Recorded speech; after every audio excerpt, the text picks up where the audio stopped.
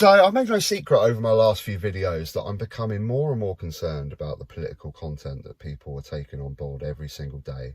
There is a large chunk of the population that every single day are just absorbing this crap. All these videos, arguing online, just obsessing over politics. And it's not good. And there's so many lies. There's so much misinformation out there. And I wanted to just highlight some of that today. Now, this week we had an announcement of Jeremy Corbyns' new party. And of course, the backlash came straight away. Now, I picked one video that I want to show you today, but it's one of 100 different videos that are all sort of saying the same thing. And I just want to highlight some of the sort of misrepresentation of Jeremy Corbyns' politics. Here's what Corbyn himself had to say. Listen, people have had enough out there. They're fed up with seeing cuts to their services, threats to personal independence payments, continuing child poverty, waspy women shortchanged by the government, and the only thing they can find money for is more weapons of war. Now that is a message that I have no doubt will resonate with quite a lot of people in the country. Jeremy's talking about cuts to public services, PIP payments and welfare more generally. And he goes on to say that the only thing we seem to be able to find money for is weapons of war. And yet, sadly, as ever, reality is not really on the side of Jeremy Corbyn. You see, our entire defence budget, that's the Army, the Navy and the Royal Air Force, all add up to £50 billion. And that's not just weapons of war, by the way, that's all of the salaries. It's absolutely everything. And yet the welfare budget, well, that's 6 times larger, at over £300 billion. But that is the one that Jeremy Corbyn wants to make even larger. Oh boy. Now, I think he's being very disingenuous with this comment here. I mean, maybe it's not his intention, but the message that his viewers are going to be getting from this is basically we spend 300 billion on benefit scroungers and unemployment benefits and stuff like that. I think that's the message that they're getting across, because he hasn't really given any sort of detailed breakdown of what we spend. Like straight away, the most glaring one is 55% of that is on pensions. And one of the biggest driving forces for why our welfare bill has gone up so high is that the population of over 65s has increased by 1 million in the last 10 years. Today, we're paying 1 million more pensions than we were 10 years ago. That is a large amount of money. 24% goes on disability allowance. I mean, unless he's advocating for us to starve and let disabled people live on the streets, then I think that's quite an important chunk. And then the rest of it is your unemployment benefits, your housing benefits, your universal credit.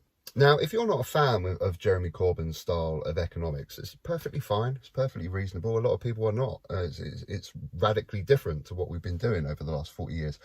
But at least actually take the time to understand it. Like, he mentions that Jeremy Corbyn is looking to raise the welfare bill. But then if you actually take the time to look at what he's proposing, in his very first statement, one of the first things he mentions is mass council house building. If there is affordable housing available for workers, they don't have to rely on housing benefit from the government, which is what they currently do. That's going to bring it down. More union power to drive wages higher for workers. If wages are higher for workers, they're not going to have to rely on universal credit from the government, aren't they? Which is going to bring that down. So he's actually looking to reduce those two things. Because currently our wages are so menial, we have to get topped up by the government. Housing benefit, universal credit. And I think that's generally a thing in this country that people think is just so stupid. Why is the government constantly topping up low wages? Now, the logic of the communist is always the same. Just tax the rich, bro. If we tax the rich more, we could pay for everything. Look how much money they've got. Except, again, reality doesn't actually marry up with what Corbyn wants. You see, there's a very simple concept in economics called the Laffer curve. And all it really says is that if you keep increasing taxes to 50, 60, 70, 80%, eventually you will take less tax revenue. Now, the reason is very simple. Your tax base, the people that you are able to tax, will shrink. They will leave because the tax rate is now just ridiculously punitive. And they're thinking to themselves, why am I working, giving 50, 60, 70% of my wealth to the government, right, and getting very little in return? So they'll go elsewhere.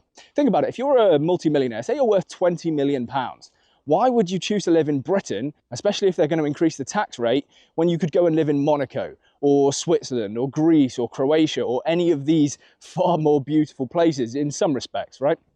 And so I just wish Jeremy Corbyn all the best with his attempts to just tax the rich, bro, and that will square everything away, because it's just not going to work. I'm sorry. It's a lot more complicated than just tax the rich, bro. Okay, there'll be a certain amount of higher taxes for the wealthy, but that is a very small part of Jeremy Corbyn's overall economic policy. And again, I want to reiterate this point that I have no issue if you disagree with Jeremy Corbyn's style economics, but at least actually understand it and portray a fair representation to your viewers of what Jeremy Corbyn is actually proposing, rather than just tax the rich, bro.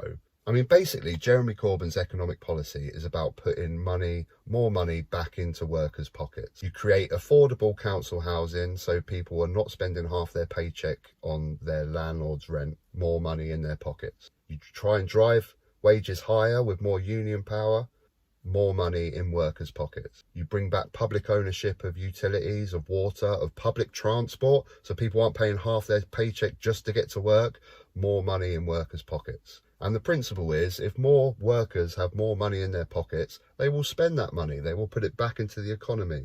They will spend more on VAT and buying items. But when the rich and wealthy have more money in their pockets, it ends up in the Cayman Islands. It ends up in stocks and shares. And it's about proactive policy across the board. Take homelessness, for example. If you actually invest in sorting out homelessness, getting people off the streets, back on their feet, back as tax-paying citizens again, you benefit in the long run. You're not spending thousands of pounds on policing the homeless. You're not spending thousands of pounds on healthcare because they live such an unhealthy life. And basically just everyone's happier in general. They're happier, we're happier. Who likes seeing homeless people in your towns and centres? It's horrible, it's sad. And they're back as tax-paying citizens. Proactive policy. That's what he's about. That's what he's proposing. And like I say, I sound like a broken record, but I really want to reiterate this point. If you don't agree with that style of politics, that's fine, but at least actually understand it. Like, I understand the right-wing economic argument.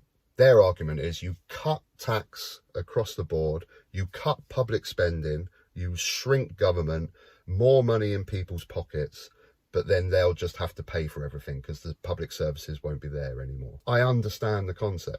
I disagree with it because I think it only serves the rich and wealthy. We all know what happens in the US with healthcare when poor people have to pay for healthcare. I mean, it's just a Darwin-style economics, isn't it, baby? It's survival of the fittest style economics. I understand the principle. I don't agree with it, but I actually understand it. Now, I don't want to presume, but I'm guessing this guy is probably coming from like a reform style economics, which is basically what we've been doing over the last 40 years, but ramped up to 100, slashing public services even more, getting rid of the NHS.